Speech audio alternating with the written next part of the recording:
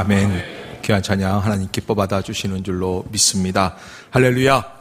복된 주일 아침 주의 전을 찾으신 여러분들에게 하나님의 은혜와 평강이 함께 하시기를 축원합니다. 우리 옆에 분들 한번 바라보고 인사 나눴으면 좋겠는데요. 잘 오셨습니다. 하나님은 당신을 사랑하십니다. 인사할까요? 예.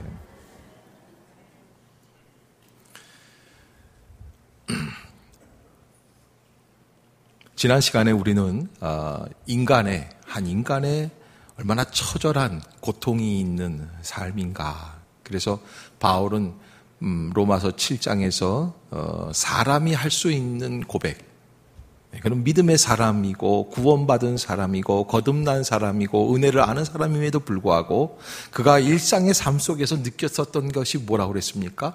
오호라 나는 곤고한 사람이로다.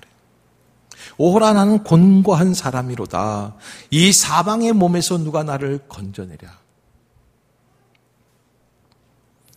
지난 시간에 그렇게 설교를 제가 제 나름대로는 열정적으로 했는데 어느 집사님이 저한테 오셔서 목사님 지난 시간에 참 은혜 받았어요. 그래서 내가 설교한 거 어떤 부분이 그렇게 은혜를 받았나 그래서 어디서 은혜를 받았어요? 그러니까는 로마서 7장 24절에 오호라 나는 공고한 사람이로다 이걸 읽는데 자기 안에 나도 죄인이구나 이 생각이 들어왔다. 결국은 내 설교로 은혜 받은 게 아니라 성경 말씀으로 은혜 받았는데 아무튼 여러분 우리가 신앙생활을 하면서 우리는 사도 바울처럼 이런 자기 한계에 갇혀있는 자기를 발견할 수밖에 없다라고 하는 그런 인생이다라는 거죠. 아무리 뛰어난 사람이라고 할지라도 우리는 부족함을 느끼게 되어 있다라고 하는 거예요. 한 10몇 년 전이에요. 영화 중에 볼프강 아마데우스 모차르트라고 하는 음악도 좋아하고 또 제가 또 좋아하는 음악가들 중에 모차르트를 참 좋아합니다. 그 영화를 한번 봤는데 영화가 보니까 이게 진짜 모차르트는 본래 천재예요. 3살 때부터 피아노를 치기 시작하고 4살 때 연주회를 시작했던 사람인데 그런데 정말 그 영화에 보면은 천재적인 그런 모습을 이야기를 해주는데 오케스트라 악보를 그린다라는 것은 쉬운 일이 아니에요. 왜냐하면 멜로디만 딱 그려서는 안 되고 바이올린 퍼스트, 세컨드, 그 다음에 비올라, 첼로, 그 다음에 관악기들 쫙 해서 하모니를 다 넣어가지고 그래서 타악기, 리듬악기까지 다 해서 악보를 만들어내야 되거든요. 근데 그 영화에 보면은 이 볼프강 아마데우스 모차르트가 어떻게 하냐면 당구대에서 당구 치면서 악보를 써요. 이게 무슨 뜻인지 모르시나 봐요. 예. 그렇게 저기 하는데 당구 공을 가지고 이렇게 축 굴리면은 이게 이 벽을 맞고 저 벽을 맞고 이렇게 돌아오는 걸 뭐라 그러는 줄 아세요? 네, 쳐본 분은 또 아시네요. 이게 3쿠션이라는 거예요. 그런데 그거 하는 동안에 이렇게 공이 툭툭툭툭 이렇게 맞고 천천히 굴러오는 동안에 악보 한 소절이 나와요. 여러분 악보 한 소절이 이렇게 쉽게 나오는 게 아니에요. 쌀 넣고 씻어가지고서 압력밥솥에 넣으면 밥이 나오는 것처럼 나오는 게 아니야. 베토벤은 그 한 소절을 쓰기 위해서 수십 번, 수백 번 고뇌하면서 쓰는 사람이에요. 그래서 베토벤의 이 악보, 이 초고를 보면은 수십 번 지웠다가 다시 쓰고 지웠다 다시 쓰는 흔적이 역력한데 모차르트를 연구하는 학자들이 그러는데 모차르트는 다시 쓴 게 한 번도 없다는 거예요, 거의. 그러니까 머릿속에 있는 걸 그냥 빼내는 거예요. 그러니까 도무지 감동이 없는 거예요. 그저 그러려니 이해하는 거죠. 예? 여러분, 그런 모차르트인데, 이 모차르트가 천재다 보니까 조금 정치적으로는 좀 약간 둔해요. 이 천재들이 천재성이 좀 있잖아요. 그래서, 이제 그 왕실에서 이 연주회 이 지휘자 이런 걸 하다가 나중엔 쫓겨납니다. 그리고 34살이 넘어서부터는 이제 점점 몰락해져 가죠. 그런데 병까지 들어요. 그러니까 가난하면 또 왜 병이 오는지 모르겠어요. 예? 가난하고 되니까 사람이 점점 병이 오고. 그래 돈을 벌기 위해서 작곡을 하게 되는 그런 뜨쟁이 작곡가로 전락이 돼요.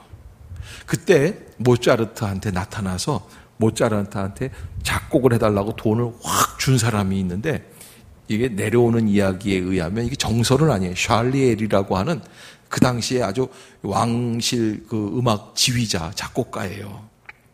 근데 이 사람이 올 때 어떻게 왔냐면 가면을 쓰고 왔어요.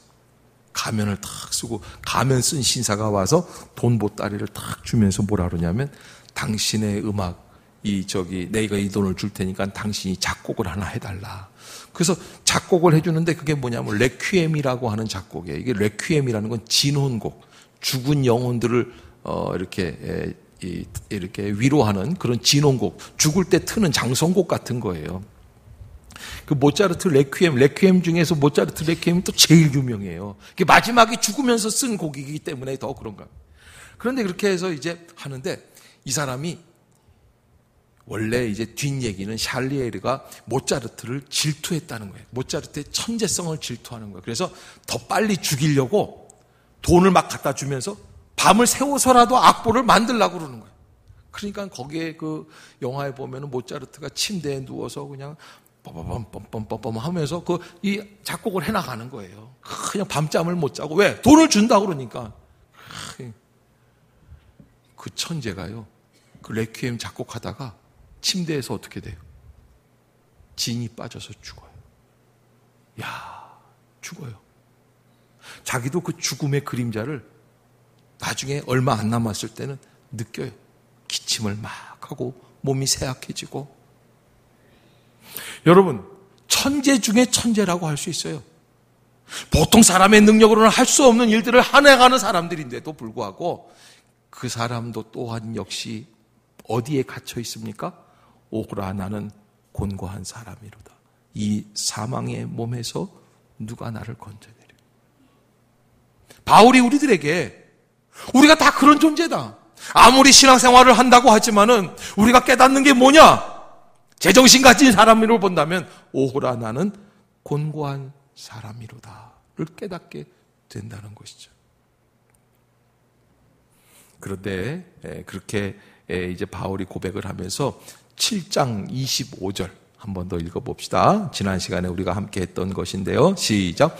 우리 주 예수 그리스도로 말미암아 하나님께 감사하리로다. 그런즉 내 자신이 마음으로는 하나님의 법을, 육신으로는 죄의 법을 섬기노라. 아멘. 그러니까 신앙생활 한다라는 게 뭡니까? 우리가 육신으로 잘 안 되는 거예요. 영적으로는 알아요. 알긴 아는데 잘 안 되죠. 여러분, 영도 방탕하고 육도 방탕하면 이거는 구원받을 수가 없어요. 그런데 영적으로는 알아요. 마음으로는 알아요.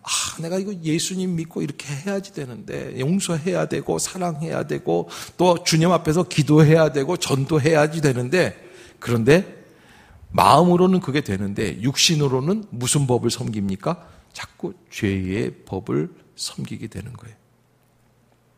그런데 바울이 한 가지 잊고 있었던 게 있어요. 그래서 이제 8장 1절이 시작이 됩니다. 자, 어떤 분들은요, 이 8장 1절로부터 4절만 가지면 우리는 넉넉하게 구원받는다. 로마서 1장부터 16장까지 있는데 다 없어져도 8장만 있으면 된다라고 말씀하실 정도로 이 로마서 8장에 구원의 완성을 고백하고 선포하고 있는 부분인데요. 8장 1절 한번 읽어봅시다. 시작. 그러므로 이제 그리스도 예수 안에 있는 자에게는 결코 정죄함이 없나니. 아멘. 그러므로 이제 그리스도 예수 안에 있는 자에게는 결코 정죄함이 없나니. 여러분, 우리가 육신으로는 죄의 법을 섬기고 하나님의 마음으로는 하나님의 법을 섬기지만은 우리가 왔다 갔다 하는 거예요. 연약해요. 그래서 우리의 힘으로 구원에 이를 수가 없어요. 이런 혼돈 가운데 있지만 그리스도 예수 안에 있는 자에게는 결코 정죄함이 없도다. 할렐루야. 할렐루야. 여러분, 이것은 우리를 유혹하고 미혹하게 하고 넘어뜨리는 모든 세상 권세를 향한 사도 바울의 믿음의 고백입니다. 모든 권세들은 물러갈지어다. 우리 그리스도 예수 안에 있으면 우리는 결코 정죄함이 없도다 라고 선포하게 되는 겁니다. 우리는 이미 그리스도 안에서 은혜를 입고 평강을 얻고 해방받은 인생인데도 불구하고 죄 가운데 있는 줄로 알고 착각하고 살아가는 인생이다라는 것을 우리에게 깨닫게 해주는 말씀입니다. 여러분, 1955년도, 지금부터 60년 전이죠. 5월 7일인데 필리핀 동부 쪽에 팔라우라고 하는 제도, 팔라우라고 하는 섬들이 모여있는 그런 지역이 있습니다. 그런데 이 팔라우라는 지역에 어떤 일이 벌어졌냐면 원주민들이 이렇게 살아가는데 뒷산에서 예전부터 이상한 소리가 있어요. 딱딱 소리가 나고, 그런데 가보면은 이상한 짐승 같은 존재가 하나 가끔 보일 때가 있어요. 그냥 털이 북실북실하고 옷을 입었는지 벗었는지 이상한 사람이 한 사람이 있다는 거예요. 그래서 어느 날 이 5월 달에 원주민들이 모여서 얘기하다가 이 짐승을 한번 잡아보자. 이거 이상하다. 그래서 짐승을 잡으려고 올라갔는데 나중에 잡아봤더니 짐승이 아니야. 동굴 속에 살고 있었던 사람이야. 근데 이 사람이 일본 말을 하는 거예요. 나중에 알고 봤더니 일본이 전쟁에 패해서 그래서 일본으로 돌아간 지가 11년이 넘었는데 아직 이 사람은 전쟁이 끝난 줄을 모르고 그 동굴 속에 갇혀서 숨어서 지내는 거예요. 야, 전혀 별로 감동이 없으시네요. 깜짝 놀란 거예요. 그 팔라우 제도에서 그 섬에 있던 일본 군대 부대가 있었는데 그 부대의 마지막 최후의 마지막 전쟁을 치렀던 사람들이 34명이 포로로 잡혔대요. 34명이. 이 34명이 포로로 잡히고 그 다음에는 두 사람이 혼자 개인적으로 항거하다가 이 두 사람이 죽었어요. 사실은 이 두 사람과 맨 마지막에 지금 이 55년도에 잡혔던 이 사람하고 같이 동굴 속에 숨어 있었던 사람들이에요. 이 사람이요, 그저 11년을 뭘 먹고 살았느냐? 달팽이 잡아가지고 바닷물 끓여가지고 그거 양념 간 베게 해가지고 그걸로 연명을 했다는 거예요. 자기가 지금까지 잡아먹은 달팽이 숫자만 해도 수십 가마니가 된다. 그렇지 않겠어요? 11년 동안 잡아먹었으니까. 수염은 깎지를 못해가지고 이만큼 어마어마해. 그리고서는 옷을 해 입는데 옷도 그 동네에서 그저 이런 이 빨래 훔쳐다가 입고 뭐 나중에 무슨 양철 조각으로 해 입고 하여간 사람의 몰골로 하지를 않았어요. 그 사람이 기다렸던 게 하나 있대요. 11년 동안 동굴 속에서 저쪽 바다를 바라보면서 일본 군함이 오기를 기다렸다는 거예요. 그런데 와요 안 와요? 이미 일본 군대 배는 다 철수하고 자꾸 미군 그 국기단 배만 왔다 갔다 하는 거예요. 그러니까 이 사람이 그냥 우리 일본 배를 보라. 그런데요, 이 사람이 잡혔어요. 11년 만에 잡혀가지고 그래서 딱 이렇게 얘기하니까 뭐라 그러냐면 나는 동물이 아니고 사람이다. 11년 동안이나 숨어 살았는데 제발 내가 고향으로 돌아가도록 도와달라. 이 사람이 얘기한 거예요. 전쟁이 끝난 줄도 모르고. 그래서 무슨 얘기가 있었냐면 11년 전에 일본군 부대에 미군한테 잡히면은 코를 미군들이 자른다는 거예요. 일본군 코를. 그리고 귀를 자른다는 거예요. 그러니까 이 사람이 딱 잡혀가지고 뭐부터 가리냐면 코하고 귀부터 자르. 내 코를 자르지 말라. 우리 안 자른다. 그래서 나중에 이 사람이 미군 해군에 인도가 돼가지고 그래서 마침내 13년 만에 고향으로 돌아왔대요. 근데 이 사람이 사실은 일본군으로는 있었지만 한국 사람이래요. 충주 사람이래요. 조병기 씨라는 분이래요.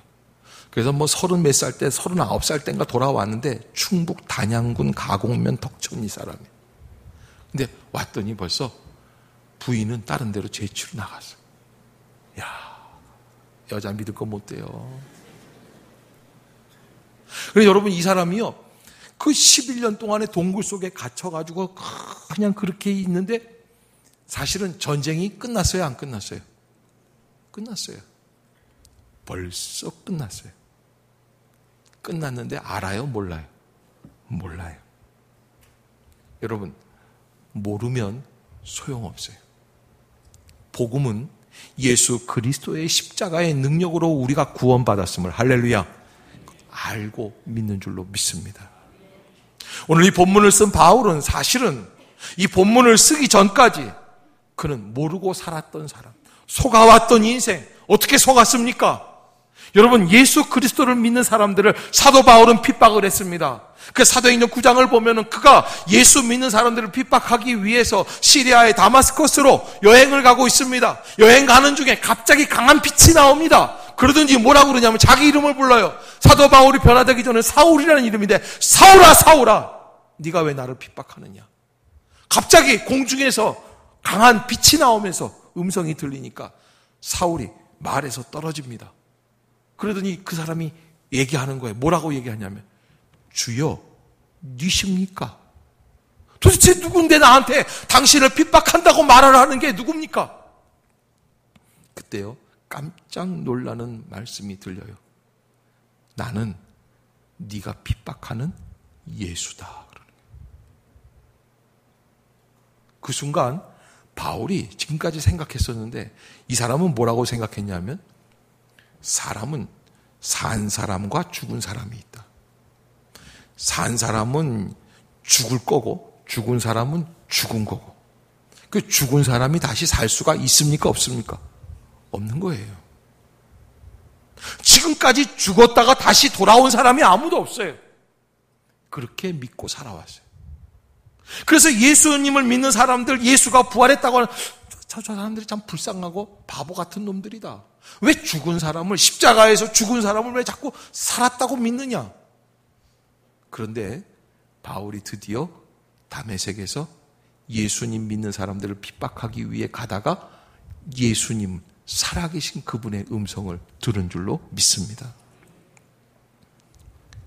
그래서 그때 바울이 전혀 몰랐던 세계를 향해서 눈이 열리게 됩니다.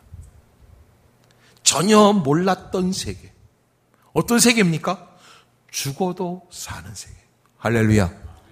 여러분 한번 따라해 봅시다. 믿음은 좀 더 세게. 믿음은 새로운 세계를 향하여 눈을 뜨는 것입니다. 아멘. 여러분, 몰랐던 세계입니다.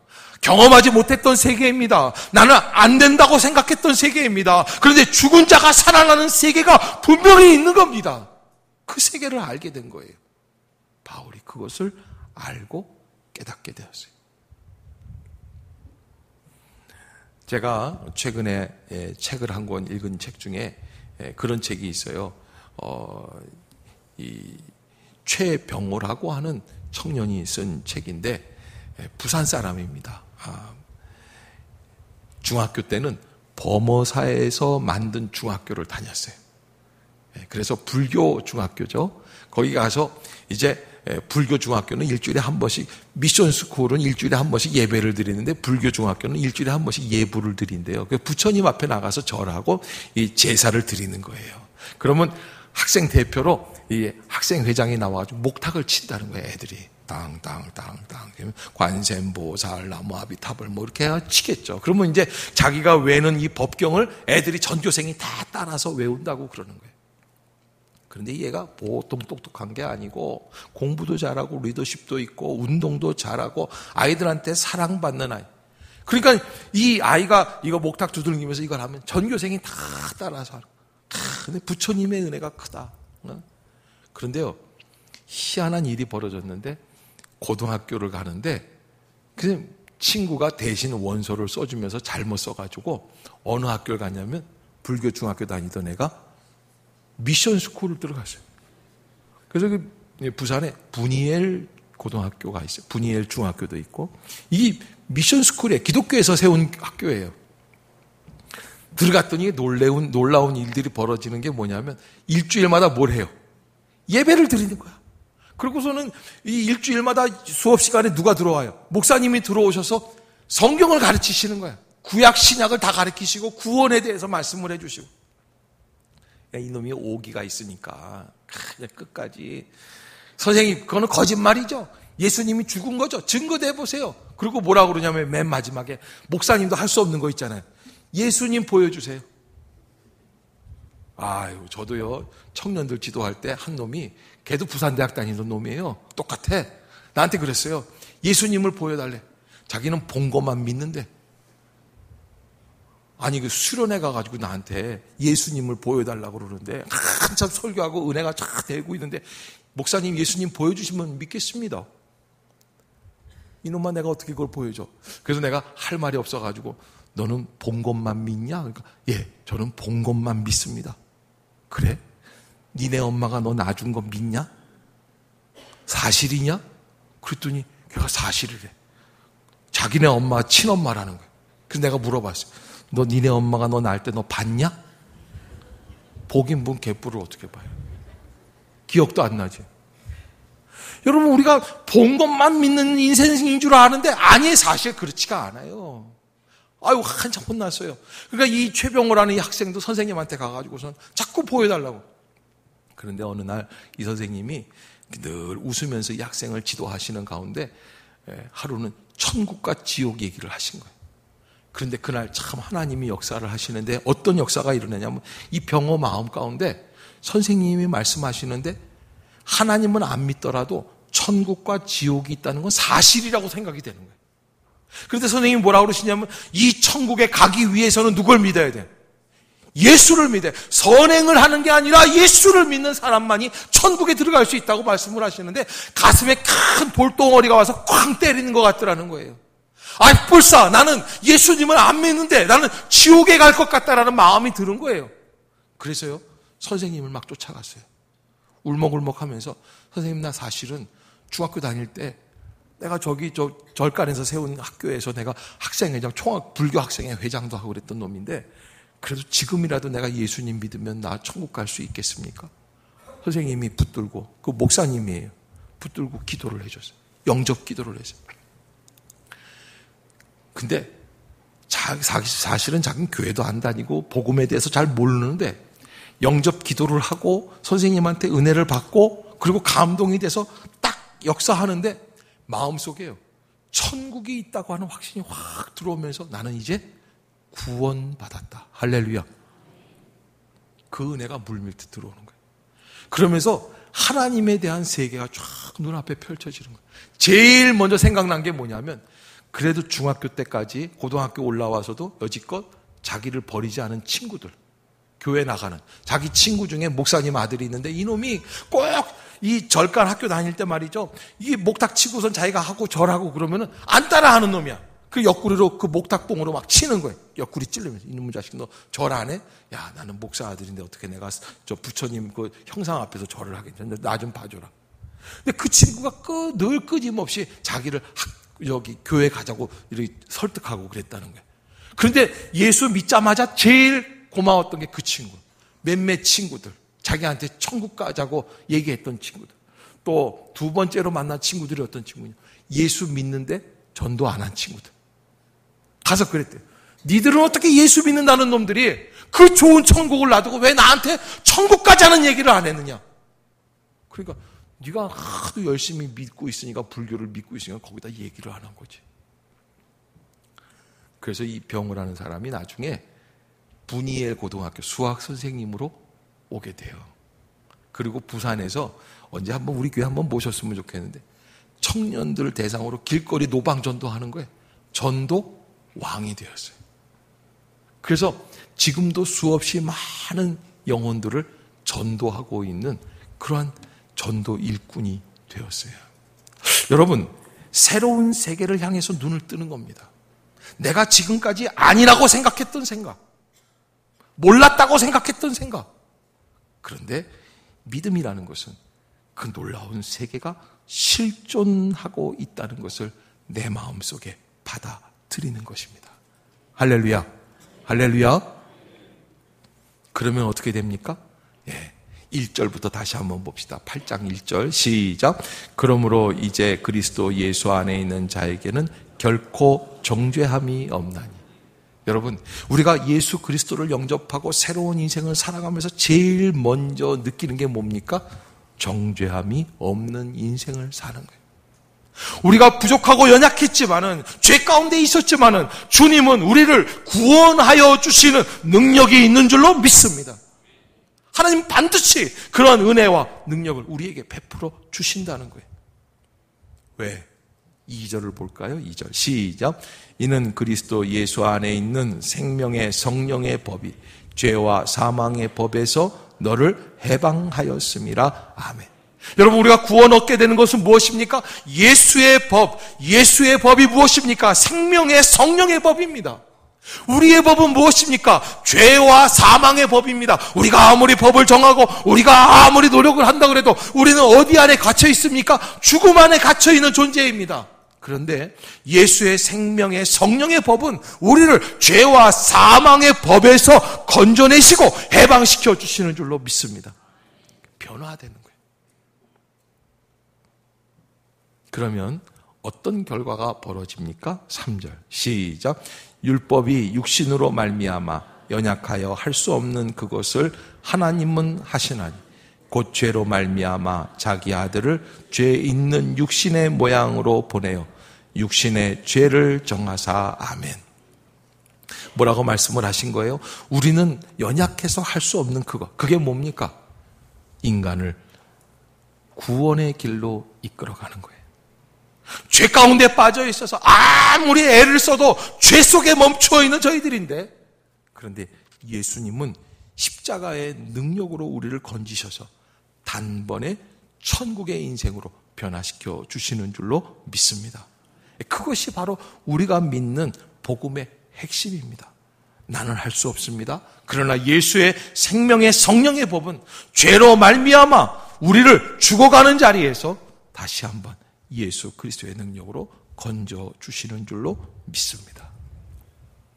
그런데 이렇게 구원론을 마쳐야 되는데, 여러분, 이 구원에 대해서 한 가지 좀 저는 여러분들에게 부탁드릴 게 있어요. 그게 뭐냐면, 요즘은 예수 믿는 분들이 세상 사람들한테 좀 비난의 대상이 될 때가 있어요.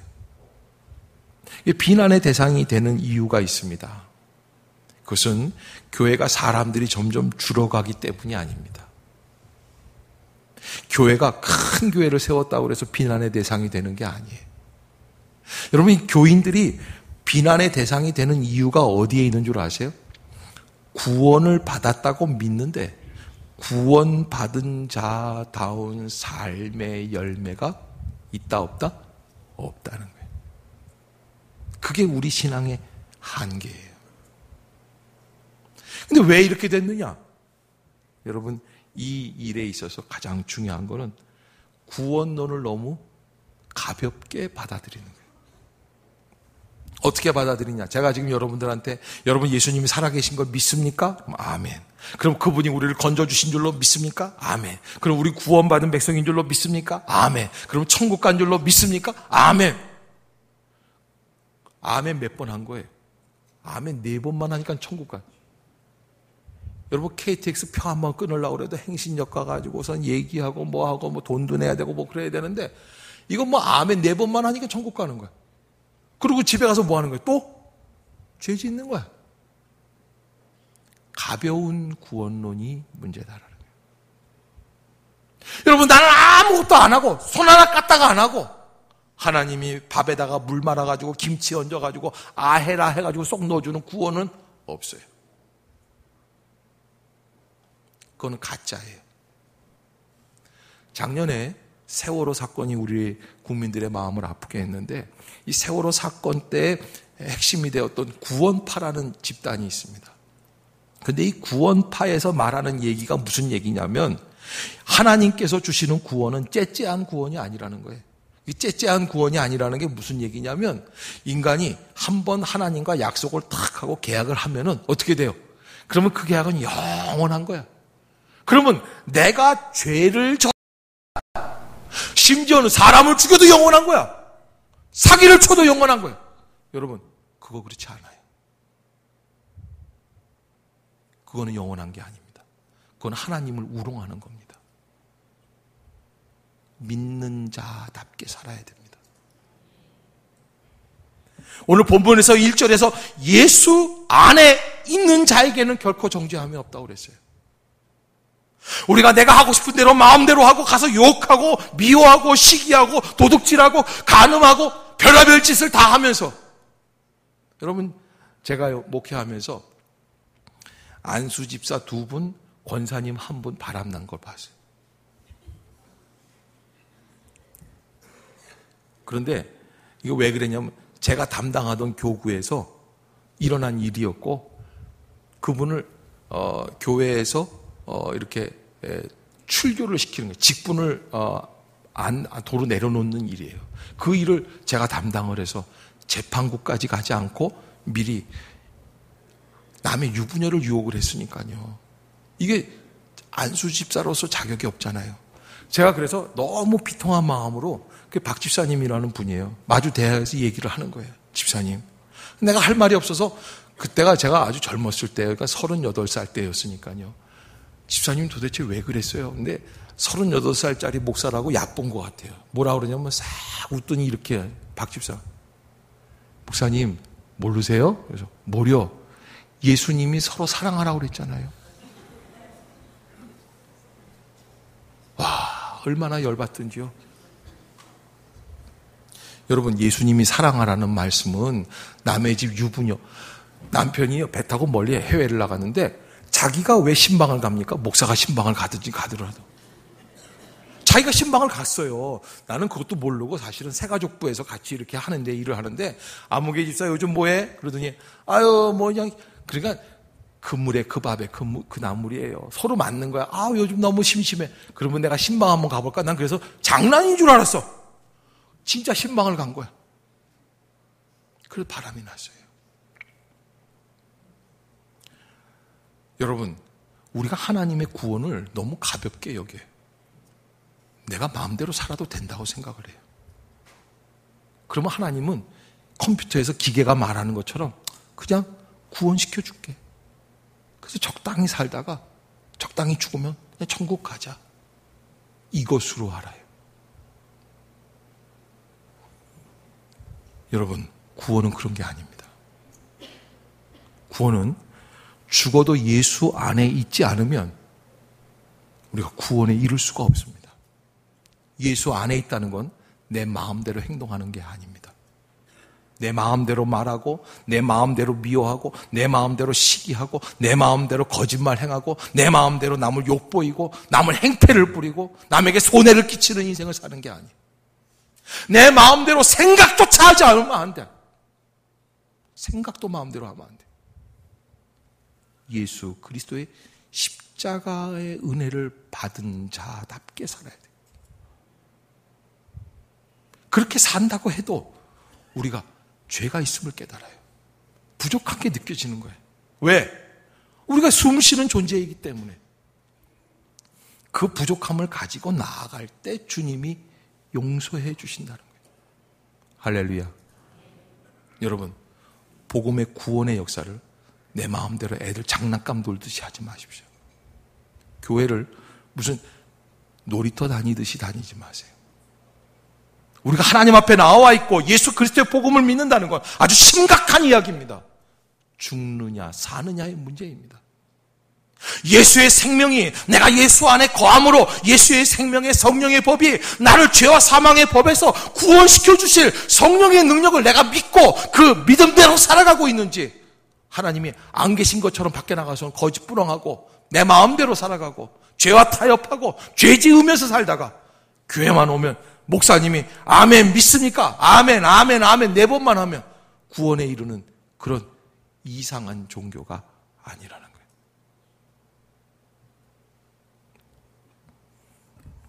오늘 바울은 우리들에게 바른 신앙 안으로 들어오기를 원하고 이 말씀을 주고 계십니다. 우리는 진정 예수 그리스도를 믿는 사람, 생명의 성령의 법이 우리를 해방시켜 주신 자답게 살아갈 수 있는 우리 모두가 될 수 있기를 주의 이름으로 축복합니다. 기도하겠습니다. 사랑과 은혜가 충만하신 주 여호와 하나님 아버지, 은혜를 감사합니다.